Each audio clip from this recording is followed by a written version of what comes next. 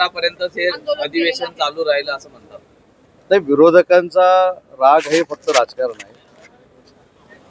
शेतकऱ्यांबद्दल कळवळा असल्याचं विरोधकांनी दाखवायचं याच्यासाठी तो केलेला एक फार्स आहे. या अधिवेशनामध्ये देखील शेतकऱ्यांच्या बाबतीमध्ये अनेक लक्षवेधीमधनं अनेक आयुधामधनं चर्चा झाली. शेतकऱ्यांना देखील जे काही द्यायचं आहे ती देण्याची भूमिका सरकारनं घेतलेली आहे. ज्या ज्या ठिकाणी शेतकरी अडचणीत येतील त्या ठिकाणी देखील सरकारचं लक्ष आहे. कांद्याच्या बाबतीमध्ये झालेला निर्णय सेंट्रल गव्हर्नमेंटचा तुम्हाला माहिती असेल, त्याच्यासाठी मुख्यमंत्री दोन्ही उपमुख्यमंत्र्यांनीच पाठपुरावा केला होता. त्याच्यामुळे शेतकऱ्यांचं फार काही आपल्यालाच म्हणजे काळजी आहे अशा आविर्भावामध्ये काही लोक वावरत आहेत. परंतु किती लोकांनी जे आज आपल्याकडे येऊन बोलत होते त्यांनी किती लोकांनी कुठच्या आयुधाचा वापर करून शेतकऱ्यांबद्दल भूमिका सभागृहामध्ये मांडली हा देखील एक प्रश्न आहे. त्याच्यामुळे सभागृह संपत असताना एक कुठेतरी सनसनाटी निर्माण करण्याचा काही लोक प्रयत्न करत असतात, परंतु त्याला काही अर्थ नसतो. अनेक आयुधाच्या माध्यमातून शेतकऱ्यांच्या विषयांवर सभागृहामध्ये चर्चा झाली. त्याला समर्पक उत्तरं आदरणीय मुख्यमंत्री मोदयांनी उपमुख्यमंत्री मोदयांनी दिलेली आहेत. त्याच्यामुळे शेतकऱ्यांच्या भल्यासाठीच हे सरकार आहे आणि बळीराजाच्या जीवावरच आम्ही इथे आहोत हे सरकारला माहिती आहे. त्याच्यामुळे शेतकऱ्यांवर कधीही अन्याय होणार नाही ही आमची भूमिका आहे. कबरीपासून आतापर्यंत म्हणजे ज्या पद्धतीचे विषय म्हणजे वाघ्या कुत्र्यापर्यंतचे विषय आले, म्हणजे 400 वर्षापूर्वीचा इतिहास हा गेल्या काही दिवसांमध्ये अधिवेशनामध्ये विशेष गाजला आणि त्याच्यामुळे अनेक मुद्दे प्रलंबित राहिले असा त्यांचा आरोप आहे.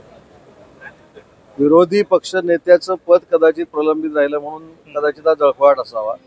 परंतु मी काल देखील सांगितलं की भास्कर जाधव साहेब हे सिनियर आमदार आहेत आमच्या विधानसभेचे. त्या विधानसभेच्या भास्कर जाधव साहेबांच्या प्रतिमेला ते कुठेही रागावू नयेत, त्यांना कुठेही राग येऊ नये म्हणून फक्त उभाठा शिवसेनेनं त्यांना ते पत्र देऊन ठेवलेलं होतं. कायदा काय आहे, कायद्यावर काय निर्णय घ्यायचा हे शेवटी विधानसभेचे अध्यक्ष ठरवत असतात आणि म्हणून ज्यांच्याकडे मुद्दे उरलेले नाहीत ते महायुतीच्या केलेल्या कामांवर टीका टिप्पणी करत असतात. एक बरोबर आहे की कबरीचा विषय निघाला, आज संभाजी महाराजांनी देखील काही भूमिका घेतलेल्या आहेत, परंतु एक भूमिका स्पष्ट आहे ना, ही सभागृहातलीच भूमिका नाही, ही बाहेरची देखील भूमिका आहे की छत्रपती शिवाजी महाराजांवर छत्रपती संभाजी महाराजांवर टीका करून औरंगजेबाचं कोण जर उदात्तीकरण करत असेल तर कोणच सहन करणार नाही. आणि दुसरी शिवसेना म्हणून आमची भूमिका कायमस्वरूपी अशी राहिलेली आहे आणि वंदनीय बाळासाहेबांची देखील राहिलेली आहे की जो आपल्या देशावर प्रेम करतो, जो देशप्रेमी आहे, त्याच्याबद्दल ॲलर्जी असण्याचा काही प्रश्नच नाही. पण आपल्या देशात राहून जे पाकिस्तानचं गुणगाण घालतात किंवा पाकिस्तान जिंदाबादच्या घोषणा देतात त्यांच्या विरोधातला आमचा लढा आहे. आणि म्हणून विधानसभेच्या अधिवेशनामध्ये युवकांपासून महिला भगिनींपासून अनेक ठिकाणी काही जे अन्याय झाले त्याच्यापासून शेतकऱ्यांपर्यंत सगळ्या विषयाची चर्चा झाली. हे अधिवेशन 4 आठवड्यांचं होतं. त्याच्यामुळं काही विषय जे काही मांडले गेले हे देखील नक्कीच आपल्या अस्मितेचे होते आणि म्हणूनच ते मांडले गेले. सावंत साहेब, कोकणामध्ये मोठ्या प्रमाणात मुस्लिम समाज आहे, तुमचा मतदारही मोठ्या प्रमाणात आहे. पहिल्यांदा असं घडलं कोकण किनारपट्टीवर हिंदू मुस्लिम असा धार्मिक वाद उफळवण्यामध्ये काही नेते आघाडीवर होते, काही घटक आघाडीवर होते. तुम्ही या संपूर्ण सगळ्या गोष्टींकडे कसं पाहताय? कोकण अस्वस्थ मी याच्या बाबतीत एकच सांगतो की माननीय देशाचे पंतप्रधान नरेंद्र मोदी साहेबांनी परवा घेतलेला जो निर्णय आहे आपल्याला सगळ्यांना माहिती असेल की जे गरीब मुस्लिम बांधव आणि भगिनी आहेत त्यांच्या रमजान महिन्यामध्ये त्यांना देखील आनंद मिळाला पाहिजे म्हणून जो धोरणात्मक निर्णय घेतला आहे तीच खरी आमची सगळ्यांची संस्कृती आहे आणि तीच संस्कृती आम्ही कोकणामध्ये पाळतो. आणि म्हणून मला असं वाटतं की दोन्ही बाजूनं तेढ निर्माण होणार नाही अशा पद्धतीची भूमिका घेतली गेली पाहिजे. विशेषतः ज्या समाजकंटकांनी नागपूरला देखील काही गोष्टी घडवण्याचा प्रयत्न केला असे जर समाजकंटक असतील तर त्याच्या विरोधातच आम्ही आहोत. आणि म्हणून कोकण शांत आहे आणि कोकणातल्या सगळ्या जिल्ह्यांना जे आम्ही पालकमंत्री आहोत, जे आम्ही राजकारण करणारे सर्व पक्षीय नेते आहोत, त्यांनी आवाहन केलेलं आहे की बाबा आपल्यामध्ये कुठेही गैरसमज होता कामा नये, शांतता राहिली पाहिजे.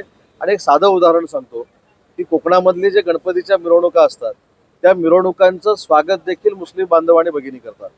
त्यांच्या सणामध्ये देखील हिंदू बांधव जातात, एवढं करतात. त्यांच्या सणामध्ये देखील हिंदू बांधव जातात. एवढं सलोख्याचे संबंध कोकणामध्ये आहेत आणि ते कोणी बिघडवू नये ही आमची प्रामाणिकपणाची इच्छा आहे. तुमच्या एका सहकार्याने सुषमा अंधारे यांच्या विरोधात हक्कभंग आणण्याची मागणी केली सभागृहात. खरं तर सभागृहाच्या बाहेर निवडून दिलेल्या सभासदांवर वाटेल त्या भाषेमध्ये चर्चा करणं हे योग्य नाही आणि म्हणून कदाचित त्यांनी हक्कभंग प्रस्ताव आणला असेल. आंदोलन केलं बाहेर विधान भवनाच्या त्याला न्याय मिळाला नाही म्हणून त्यांनी आपल्या 10 मागण्या मागत दादा उचलला आणि केंद्रीय अंमलची मागणी केली त्यांनी, काय करणार? नाही, मला असं वाटतं की शेतकऱ्यांच्या मागण्या पूर्ण झाल्या पाहिजेत. शेतकऱ्यांचंच हे सरकार आहे, सर्वसामान्यांचंच हे सरकार आहे.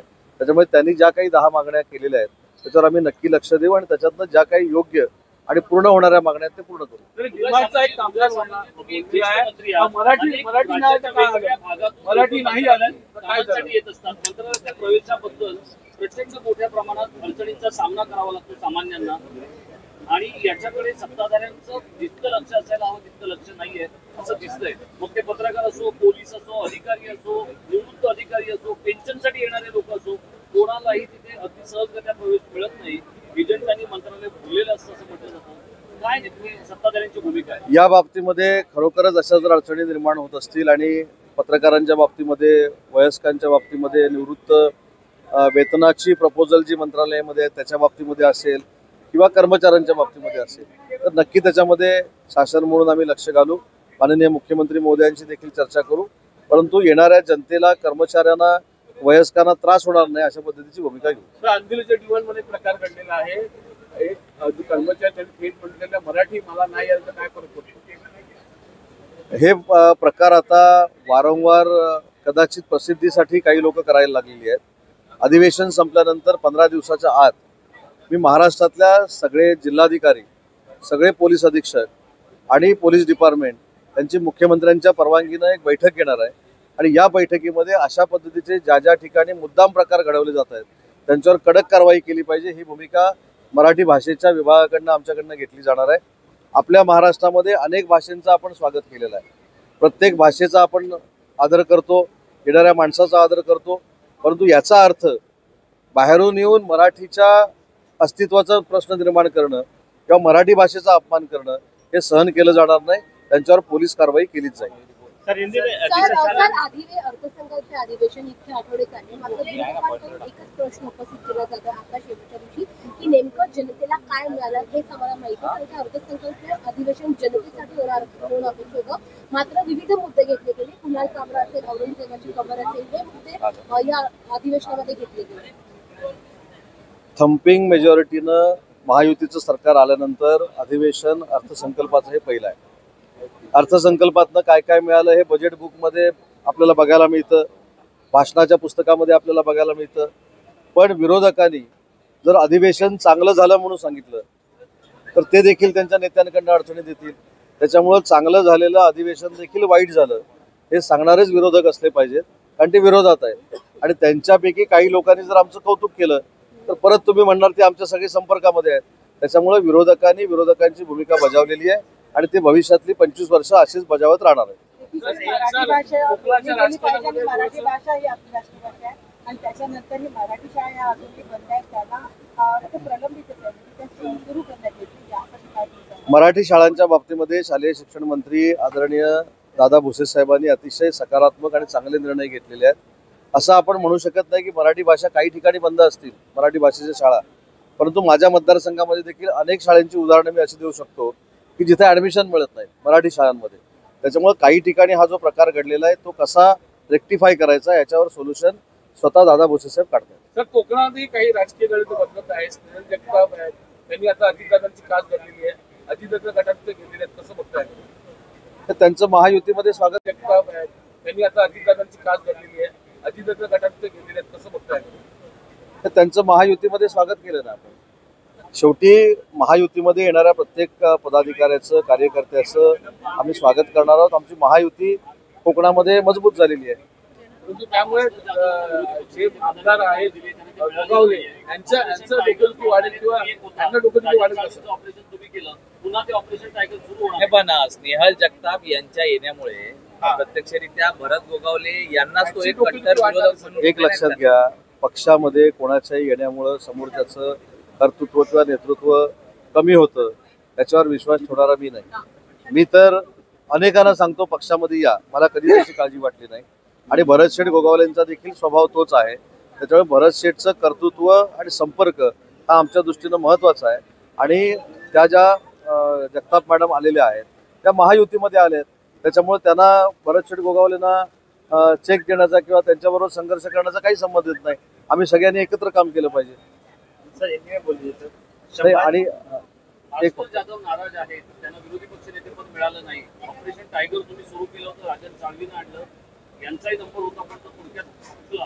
असं वाटतंय का पुन्हा ऑपरेशन टायगर सुरू होणार आहे? मला असं वाटतं की शिंदे साहेबांच्या नेतृत्वाखाली आम्ही जे सगळे काम करतोय, टायगर ऑपरेशन टायगर हे मला असं वाटतं की आपल्या सगळ्या आमच्या सहकार्याने दिलेलं नाव आहे. पण साहेबांवरचा विश्वास, शिंदे साहेबांनी केलेलं 2.5 वर्षामधलं काम, त्यांनी जनसामान्यांसाठी घेतलेली मेहनत, याच्यामुळंच उशिरा का होईना काही लोकांना शिंदे साहेबांबद्दलची आपुलकी ही वाढायला लागलेली आहे. त्याच्यामुळं कुठचंही मिशन न राबवता शिंदे साहेबांकडे येणाऱ्या लोकांचा, शिवसेनेमध्ये येणाऱ्या लोकांचा कल हा फार मोठ्या पद्धतीने आहे. दररोज पक्ष प्रवेश होत आहेत, दररोज. आजच सांगतो, आज तुम्ही मला प्रश्न विचारला म्हणून, आज 5:30 वाजता सांगलीची पूर्ण उबाटाची शिवसेना कार्यकारिणी आज एकनाथ शिंदे साहेबांचं नेतृत्व स्वीकारते. त्याच्यामुळे दररोज शिवसेनेमध्ये पक्षप्रवेश होत आहेत आणि हा माननीय एकनाथ शिंदे साहेबांवर असलेला विश्वास आहे. जाधव साहेबांच्या बाबतीमध्ये जर सांगायचं झालं तर जाधव साहेबांना ज्या पद्धतीनं मी ओळखतो गेल्या 25 वर्षाच्या राजकारणामध्ये, ते एक अनुभवी ज्येष्ठ अभ्यासू नेते आहेत. परंतु ते रागावू नयेत यासाठी उद्धव बाळासाहेब ठाकरे पक्षाकडनं त्यांना हे पत्र दिलं गेलं. पुढं काय होणार आहे हा अधिकार जरी विधानसभेच्या अध्यक्षांना असला तरी संख्या बघता विरोधी पक्षनेता होऊ शकतो की होऊ शकत नाही हे माझ्यापेक्षा तुम्ही चांगलं जाणता. आणि म्हणून या अधिवेशनामध्ये भास्कर जाधव साहेबांच्या भावनांचा उद्रेक होऊ नये म्हणून उद्धव बाळासाहेब ठाकरे शिवसेनेकडनं घेतलेली ही प्रिकॉशन होती. सर, हिंदी में जानना चाहेंगे जिस तरह सलाम का मामला उठा विधानसभा में और